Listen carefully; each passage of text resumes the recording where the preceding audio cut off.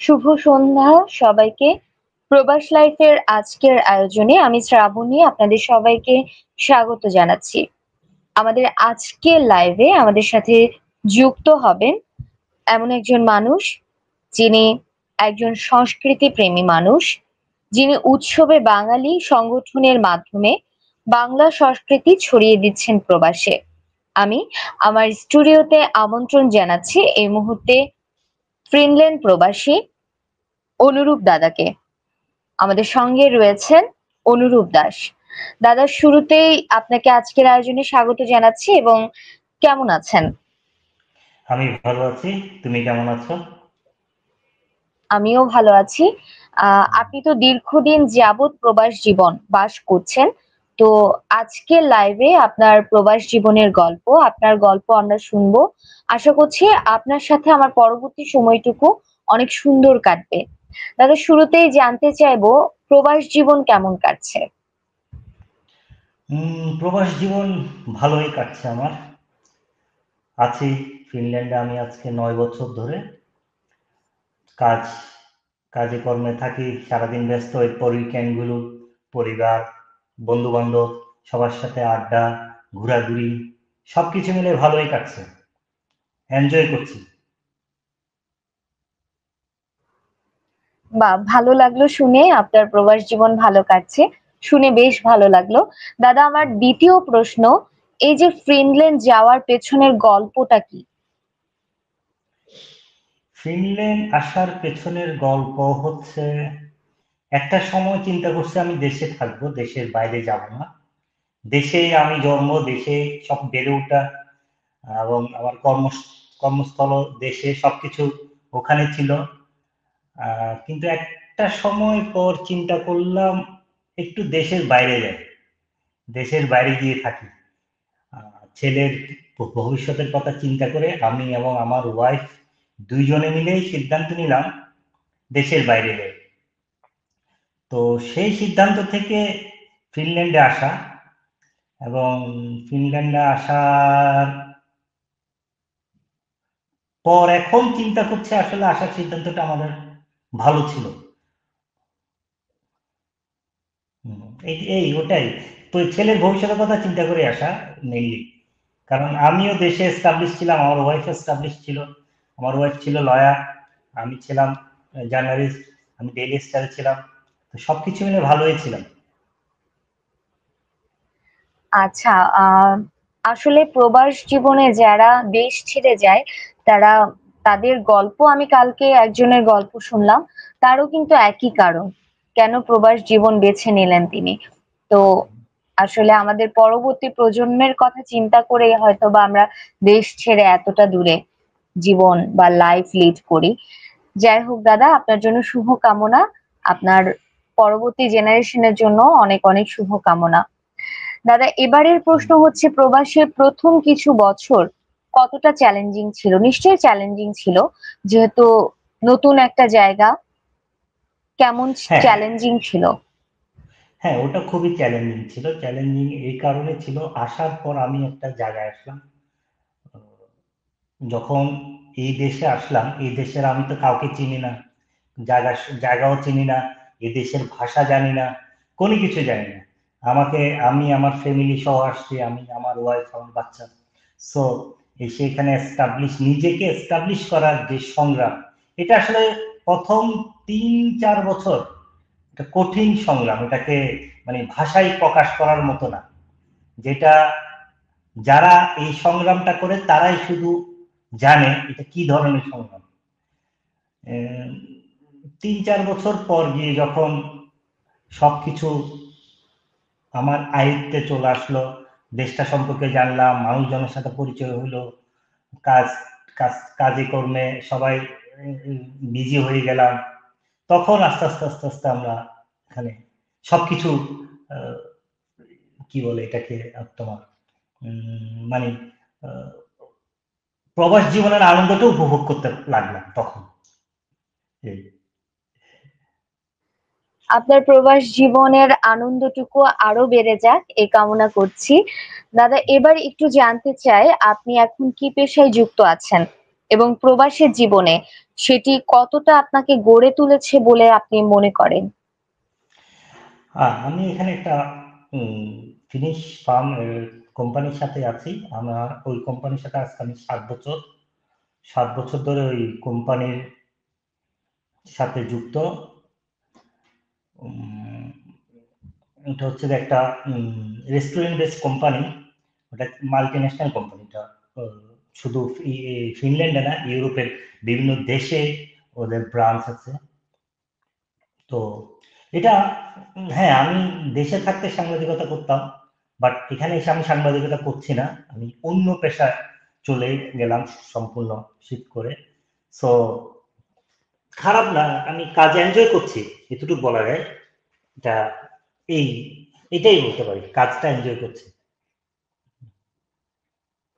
আপনার কথা শুনে মনে হচ্ছে আপনি মানসিকভাবে ভীষণ রসিক একজন মানুষ, যে কারণে যেকোনো পরিস্থিতিকে নিজে খাপ খাইয়ে নিতে পারেন এমন একজন মানুষ। ভীষণ ভালো লাগছে আপনার সাথে কথা বলে। দাদা, এই পর্যায়ে আমি একটু জানতে চাই, বাংলাদেশের কোন জিনিসটি, সেটা হতে পারে খাবার, সেটা হতে পারে কোনো জায়গা, কোন জায়গা বা কোন খাবারটি বেশি মিস করেন ফিনল্যান্ডে?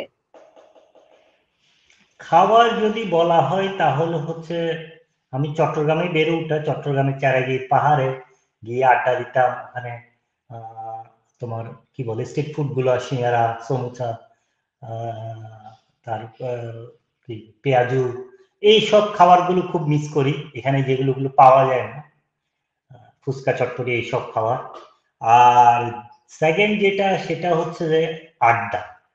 আড্ডা এবং আমার পেশাটা, আমি সাংবাদিকতা করার কারণে ঘোরাঘুরিতে ছিলাম, আড্ডা দিতাম, তারপর চ্যালেঞ্জিং যে কাজগুলো করতাম, এই জিনিসগুলো খুব মিস করি।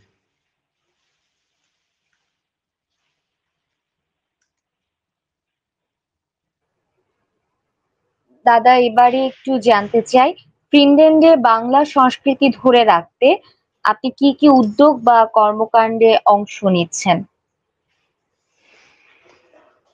সেইটার ক্ষেত্রে হচ্ছে আমরা একটা সংগঠন করছি, সেটা হচ্ছে উৎসব বাঙালি।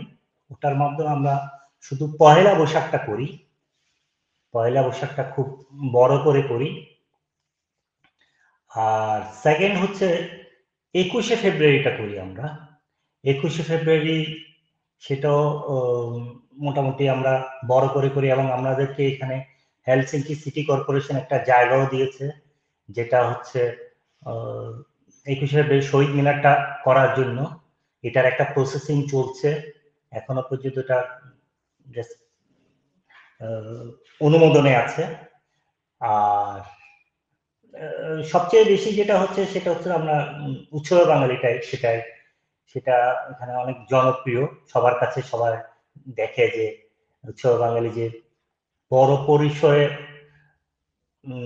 পয়লা বৈশাখটা করে, সেটা আসলে ফিনল্যান্ডে এখনো পর্যন্ত কেউ করেনি। উম, এই আমরা বাঙালি হিসেবেও আসলে গর্বিত এবং আনন্দিত আপনার এই উদ্যোগের কারণে। আপনার এই সংগঠনটি আসলে বাংলা সংস্কৃতিকে ফিনল্যান্ডে ছড়িয়ে দিচ্ছে। তো আপনাকে অনেক কৃতজ্ঞতা এবং ধন্যবাদ একজন বাঙালি হিসেবে জানাতে চাই এই আয়োজনের মাধ্যমে। দাদা, প্রবাসে বেড়ে ওঠা নতুন প্রজন্মের মধ্যে বাংলা ভাষা ও সংস্কৃতির আগ্রহ কেমন? আপনারও তো নেক্সট জেনারেশন রয়েছে, তো তার মধ্যে আগ্রহটা কেমন একটু জানতে চাই। হ্যাঁ, ওরা এই যে পহেলা বৈশাখ বা অন্যান্য যে উৎসবগুলো হয়, এখানে অনেকে রবীন্দ্র নজরুল জয়ন্তী করে, তারপর 16ই ডিসেম্বর, ভ্যালেন্টাইন্স ডে, এইসব জিনিস ওরা করে বাংলা সংস্কৃতিকে কাজে ইয়ে করে, বাংলা সাংস্কৃতিক সব আয়োজনকে সাথে করে। তো এখানকার নতুন প্রজন্ম এটাতে খুব এনজয় করে এবং ওরা অংশগ্রহণও করে। ছোট বাচ্চারা গান করে, নাচ করে, ওরা জিনিসগুলো বড়দের থেকে শিখে ওরাও করতে চায়, করে। আগ্রহ আছে, বাচ্চাদের আগ্রহ আছে।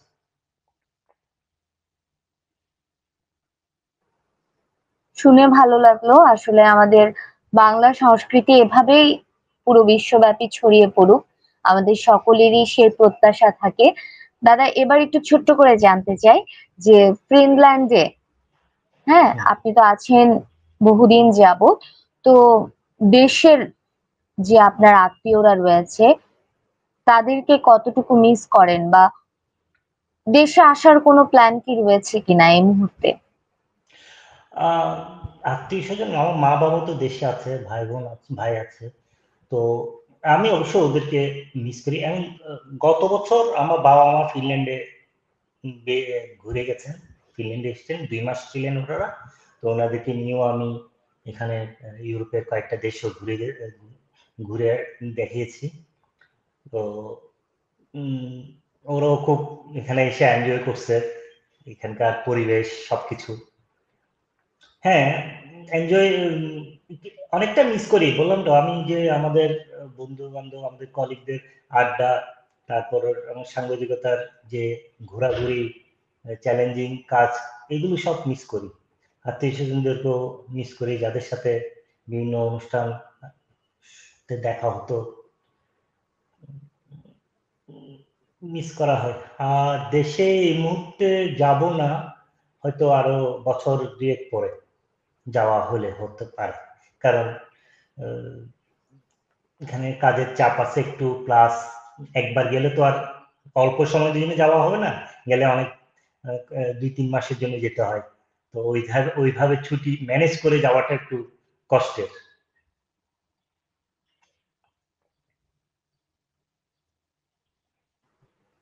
দাদা, উৎসবে বাঙালি সংগঠনটি তৈরি করার পেছনে আপনার মূল প্রেরণা কোনটা ছিল, বা কারণ কোনটা ছিল? কেন মানে এই ধরনের সংগঠন আপনি তৈরি করেছেন প্রবাসে গিয়ে? হুম, প্রবাসে আসার পর আমি আজকে 9 বছর আসার পর তেমন দেখলাম না, মানে পয়লা বৈশাখটাকে কেউ বড় করে করতে। আমার উৎসব বাঙালি করার পেছনে প্রধান কারণ ছিল পয়লা বৈশাখ। তো এটা দেখলাম না কেউ বড় করে করতে। তো এই তেমন ছোটখাটো অনুষ্ঠানগুলো হতো। তো সত্যি ঘটনা যেটা, সেটা হচ্ছে একদিন আমার ওয়াইফ আমাকে বলে যে আমরা কি একটা ছোট করে পয়লা বৈশাখ করতে পারি না? তা আমি বলি করা যায়, কিন্তু উম, কিভাবে করি দেখি চিন্তা করে। তো এইতে ও কিছু শাড়ি আনছে দেশ থেকে, বলে শাড়িগুলো পরা হবে, একটু আনন্দও করা হবে। তো এই চিন্তা করা থেকে আমিও 2-1 জনের সাথে কথা বললাম। কথা বলার পরে ওরা বললো হ্যাঁ দেখি করা যায়, চেষ্টা করে দেখি। তো ওই চেষ্টা করতে গিয়ে প্রথমে ইচ্ছা ছিল একটা ছোট পরিসরে করব, কিন্তু ছোট পরিসরে করতে গিয়ে এটা যে এত বড় পরিসর হয়ে যাবে, এটা আসলে আমরা নিজেরাও কল্পনা করি। সবার ভালোবাসা, সবার অংশগ্রহণ থেকে, এবং এখানে আমাদের কিছু আপন মানুষ আছে যারা নিজ উৎসাহে নিজের থেকে সবকিছু করে। যেমন আমার 2টা ছোট বোন আছে যারা স্টেজটা ওরা সম্পূর্ণ নিজের হাতে ড্রয়িং করে করে। তারপর আমার কিছু বন্ধু বান্ধব আছে যারা গান বাজনা, তারপর অনুষ্ঠানের কি বলে এটাকে, তোমার টোটাল ম্যানেজমেন্ট দেখে। আমার ওয়াইফ সে নিজে নাচটাকে দেখে। তো এইভাবে করতে করতে সবাই মিলে হয়ে গেছে এবং অনেক বড় পরিসরে হয়ে গেছে। মানে ইচ্ছা ছিল ছোট করে করা, হয়ে গেছে বড়। এখন এটা একটা অনেক মানে কি বলে দায়িত্বের মধ্যে পড়ে গেছে, এবং এত বড় পরিসরে করতে গিয়ে পরবর্তী অনুষ্ঠানটা সবারকে আমরা ওদের ইচ্ছে মতো দিতে পারবো কিনা, ইচ্ছের ইয়েটা।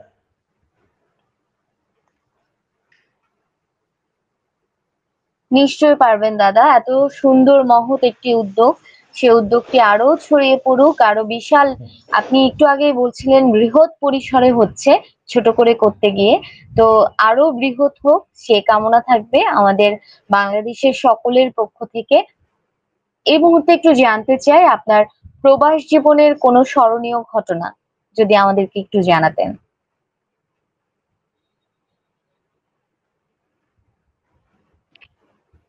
হুম। হ্যালো। হ্যাঁ দাদা, আপনি কি শুনতে পেয়েছেন আমার প্রশ্নটা? না, আমি শুনতে পাইনি, এটা হঠাৎ করে লাইনটা আচ্ছা, চলে গেছে। আমি আপনাকে প্রশ্ন করেছিলাম প্রবাস জীবনে সবচেয়ে স্মরণীয় বা আবেগঘন মুহূর্ত কোনটি ইতিমধ্যে সৃষ্টি হয়েছে কিনা।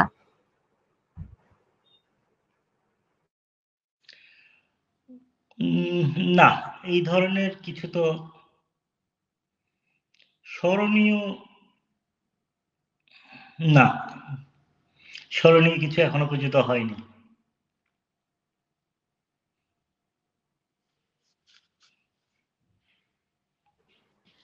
তো বাংলাদেশকে নিয়ে বা বাঙালি সংস্কৃতিকে নিয়ে আপনার অন্য কোনো পরিকল্পনা বা পরবর্তীতে কোনো পরিকল্পনা, এ ধরনের বৃহৎ উদ্যোগ আমরা দেখতে পাবো কিনা সে বিষয়ে একটু জানতে চাই। সেটা হচ্ছে এখন আমার ইচ্ছা আছে উৎসব বাঙালিটাকে আরো বড় পরিসরে করার। এখন সেটার জন্য সাপোর্টিং দরকার, সেই সাপোর্টিং যদি পাওয়া যায় তাহলে ইচ্ছা আছে। আর সাথে তো যেটা বলেছিলাম যে সেটা হচ্ছে যে আমাদের 21শে ফেব্রুয়ারি যেটা আমরা করি, তো ওটাকেও, যে শহীদ মিনারটাকে যদি আমরা এখানে এস্টাবলিশ করতে পারি তাহলে আমাদের যে,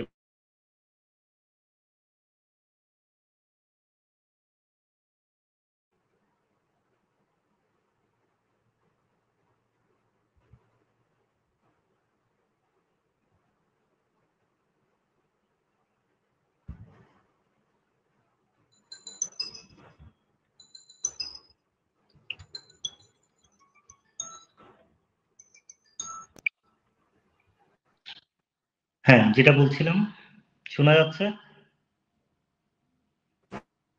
দাদা শোনা যাচ্ছে, শোনা যাচ্ছে। আচ্ছা, হ্যাঁ, সেই উৎসব বাঙালিকে বড় পরিসরে করার আরো ইচ্ছা আছে। সেটার জন্য আমাদের সাপোর্টিং দরকার, বিজ্ঞাপন দরকার।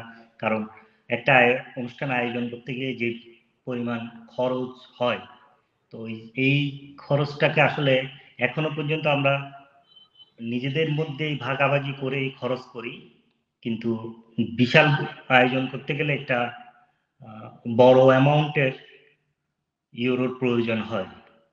তো দেখি, আমরা নেক্সট ইচ্ছা আছে যদি সম্ভব হয় তো আমরা বিজ্ঞাপন কালেক্ট করতে পারলে আর একটু বড় পরিসরে এই আমাদের উৎসব বাঙালি প্রোগ্রামগুলো করতে চেষ্টা করব। নিশ্চয়ই পারবেন। ইচ্ছে থাকলে উপায় নিশ্চয় হয়।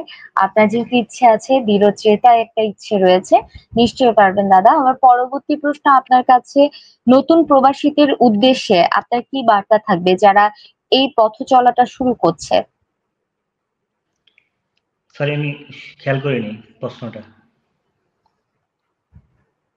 নতুন প্রবাসী যারা হুম, প্রবাস জীবন বাস করার জন্য আগ্রহী, তাদের উদ্দেশ্যে আপনার কি বার্তা থাকবে যারা পথ চলাটা শুরু করতে চায়। হ্যাঁ, তাদের কাছে আমার একটাই বার্তা, সেটা হচ্ছে প্রবাস জীবন শুরু করতে গেলে অনেক কষ্ট আছে। সেই কষ্টটা যদি ওরা নিতে পারে তাহলে আলটিমেট ভবিষ্যৎটা ভালো। ভবিষ্যৎটা ভালো এই কারণে বলবো আমি, এখানে আমাদের কষ্ট কষ্ট করতে হয়। এখানে বাংলাদেশে আমরা কাজ করছি অনেক ফাঁক ফোকর রেখে, বাট এখানে ওইটা নেই। খুব 8 ঘন্টা কাজ মানে 8 ঘন্টাই করতে হবে, কোনো ফাঁকি দেওয়া যাবে না, এই করা যাবে না, এবং খুব দায়িত্ব নিয়ে করতে হয়। কিন্তু যে একটা মানুষের মৌলিক অধিকার, একটা মানুষের চিকিৎসা, একটা মানুষের বাসস্থান, অন্যান্য যেগুলো লেখাপড়া, সবগুলো তারা একদম উম, ভালো মতো পাবে। এখানে কোনো, যেমন ফিনল্যান্ডে বাচ্চাদের লেখাপড়া ফ্রি। আমার বাচ্চা এখন সে কলেজে যাবে, তার এখনো পর্যন্ত লেখাপড়া ফ্রি, প্লাস তার হাত খরচ দেয়া হয় ইয়া থেকে, উম, চিকিৎসা ফ্রি। তো এই সুযোগ সুবিধাগুলো ভালো, কিন্তু প্রথমে এসে একটা স্ট্রাগল লাইফ পাবে, সেটা ওভারকাম করতে পারলেই ভালো। অনেকে এটা ওভারকাম করতে পারে না, কষ্ট হয়। আর এই মুহূর্তে আসলে ইউরোপের কাজের অবস্থা একটু খারাপ, মানে বেকারত্বের হার একটু বেশি, কাজকর্মের খুব ক্রাইসিস। এটা আশা করি কিছুদিনের ভিতর ঠিক হয়ে যাবে, ঠিক হয়ে গেলে আর এই প্রবলেমটা থাকবে না আশা করি। নিশ্চয়ই যারা ইচ্ছুক তারা নিশ্চয়ই কষ্ট করার মানসিকতা নিয়েই যাবেন, এবং আমি আশা করছি যারা আজকের আয়োজনটি দেখছেন আপনার এই সুন্দর কথাগুলো তাদেরকে অনুপ্রেরণা যোগাবে, তাদেরকে এই প্রবাস জীবনে কিভাবে সামনে এগিয়ে যেতে হবে সে অনুপ্রেরণাটুকু আপনার কথার মাধ্যমে পাবে। অনুরূপ দা, আপনাকে অনেক ধন্যবাদ। আমি জানি প্রবাস জীবনে যারা বাস করেন তারা অনেক ব্যস্ত একটি জীবন অতিবাহিত করেন। তো এত ব্যস্ততার মধ্যেও আমাদের প্রবাস লাইফে আজকে সময় দেওয়ার জন্য আপনার প্রতি কৃতজ্ঞতা, সেই সাথে ধন্যবাদ। এবং আপনার প্রবাস জীবন, সামনের জীবন অনেক অনেক সুন্দর কাটুক সেই শুভকামনা করছি। শেষ শব্দটুকু শুনতে চাই আমাদের দর্শকদের উদ্দেশ্যে। সবাইকে অসংখ্য অসংখ্য ধন্যবাদ। আমরা যারা প্রবাসে আছি তারা অনেক কষ্ট করে এখানে আছি। হ্যাঁ, আমরা এখানে বেশি যে আনন্দে আছি তা না, কিন্তু আমরা থাকার প্রয়োজনে, নিজের জীবনের প্রয়োজনে তাগিদে এখানে আছি, কিন্তু আমরা দেশকে খুবই মিস করি। দেশকে এতই মিস করি যেটা আসলে বলতে পারবো না, এটা ভাষায় প্রকাশ করতে পারবো না, এতটুকু বলতে পারি। সবাই ভালো থাকবে, সুস্থ থাকবে, এটাই আশা করছি। নিশ্চয়ই আপনিও খুব ভালো থাকবেন এবং খুব শীঘ্রই আমাদের দেখা হবে আহ আমাদের দেশে, নিশ্চয়ই। আর আজকের মতো আমি আয়োজন শেষ করব অনুরূপ দার প্রতি কৃতজ্ঞতা, এবং সেই সাথে দর্শক যারা রয়েছেন, যারা এতক্ষণ ধরে আমাদের শুনছেন, তাদের প্রতিও কৃতজ্ঞতা।